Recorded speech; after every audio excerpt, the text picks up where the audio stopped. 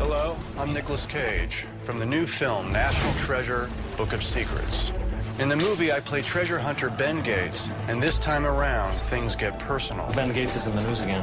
What do you find now? Atlantis? I'm on a quest to clear my family name as a key conspirator in Abraham Lincoln's death. Your great-great-granddaddy planned the assassination of President Lincoln. But as I go and search for the truth, I discover even greater revelations that could rewrite history once and for all. Those missing pages have been put in the president's book.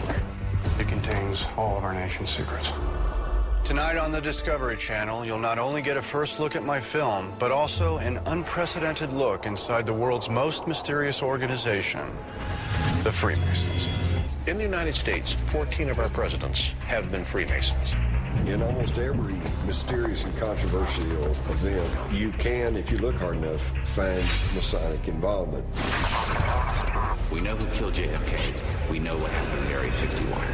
Don't ask. Stay tuned as secrets, hidden histories, conspiracies, and symbols will be unraveled throughout the night. National Treasure, Book of Secrets, Secret History of the Freemasons Special starts right now on the Discovery Channel. January 1989. George Herbert Walker Bush, former ambassador to the UN and former head of the CIA, takes the presidential oath of office, a public event. But unseen by most observers is the Bible he uses to be sworn in. It's a strange volume, illustrated with the symbolism of the world's oldest and most influential fraternity, a secretive society called the Freemasons. This same Bible was used to swear in America's first president, George Washington, a Freemason. He would not be the last. In the United States, 14 of our presidents have been Freemasons. They include Franklin Delano Roosevelt, Gerald Ford, and Harry Truman, a Masonic Grand Master, and the man who established the UN and the CIA. Some say this is coincidence, but others claim it's evidence of a shadow government controlled by the Freemasons. It's a society of secrets. They're not very open about what they stand for. Certainly for the last 40 years in this country, an absolute dream for conspiracy theorists. For at least 3 centuries, their members have played a dominant role in business, science, literature, and politics. From Napoleon Bonaparte to Winston Churchill to King Edward VIII. Most of the time, when people try to describe what Freemasonry is, they have a hard time doing it. And so what they end up doing is falling back on telling you people who have been members. And then you say, well, you know, Ben Franklin was a Mason, or George Washington was a Mason. As the Wright brothers took flight, Masons named Chrysler, Olds, and Ford established the auto industry. Colt and Gatling modernized war's most terrible weapons. And Freemasons took control of the movies, led by Louis B. Mayer at MGM, Jack Warner at Warner Brothers, and Daryl Zanuck at 20th Century Fox. Masonic superstars include Clark Gable and John Wayne, Harry Houdini and Mel Blanc, the voice of Bugs Bunny, Abbott, but not Costello, sports heroes like Ty Cobb and Arnold Palmer, even famous names like Buzz Aldrin, and Wendy's founder, Dave Thomas. But who are they? What do they do? And how did they achieve such power? What they did was they developed another layer, a secret layer of organization that no other trade had. And in that sense, they stood out by being different, by being secretive, if you like. They traffic in weird icons and secret rituals. People are naturally suspicious anytime influential people or groups of people are meeting in relative secrecy. Some assert they're an ancient order empowered by occult knowledge.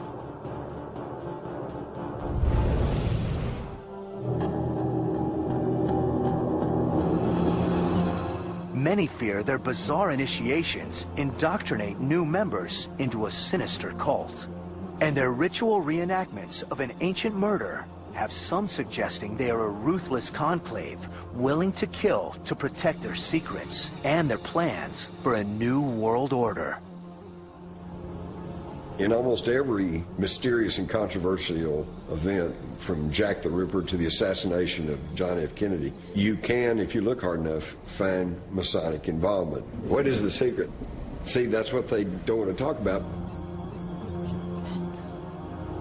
There's nothing wrong with secrets. We know who killed JFK. We know what happened at Area 51. Don't ask. Those conspiracy theories have been out there for a long time. I think part of it is the fact that we've never been out front and open about what we're doing. Today, most major cities are home to a Masonic lodge, ornate temples closed to outsiders and open to suspicion. I think the feeling on the part of the general public is that there are secrets that we're keeping from them that are making us superior to them. Masonic legends suggest a grand saga that stretches far into the past. Freemasons have, over the years, claimed that their body goes back to Solomon's Temple, or even to the beginning of the world. That these Masonic rituals, in some cases were created by God. What is the truth behind these fantastic claims? What is the fact? And what is the fiction? Freemasonry was practiced by many of America's founders, but some believe they are behind many horrifying crimes. There is the 1982 hanging of an Italian banker with links to the Vatican. There is the 2004 shooting death of a Mason during an initiation rite in New York. There are even wild claims that the killing spree of Jack the Ripper was a Masonic plot. We will penetrate the marble walls of the Masonic Lodge. We'll witness rituals never before seen by outsiders. We'll discover the forbidden password of the third degree, and we reveal the true purpose of the Masonic Creed.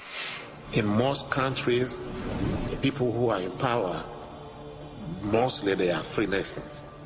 For some reason, that's how it happened. It happened in the United States, in England, and all over the world. How did Masonry gain such prominence? What goes on within these lavish temples in London, New York, Philadelphia, or Washington, D.C.? Freemasons have no central authority. Each lodge is independent, yet they are seen by many as part of a global organization. The privacy of Masonic meetings led the people to think that here is a secret government within our government, that we're really not running our own affairs, but we're being manipulated by powers behind the throne. The conspiracy theory you find most attractive says something quite deep-seated about your underlying worldview. Are the Freemasons the most powerful men alive? Or are these just paranoid fantasies? Does their craft go back to biblical times? And do they possess ancient secrets? The questions have been raised. The answers are not what you'd expect. And they begin with an event that has thrust popular fears of a Masonic conspiracy into the international spotlight. The trail of clues begins with a murder.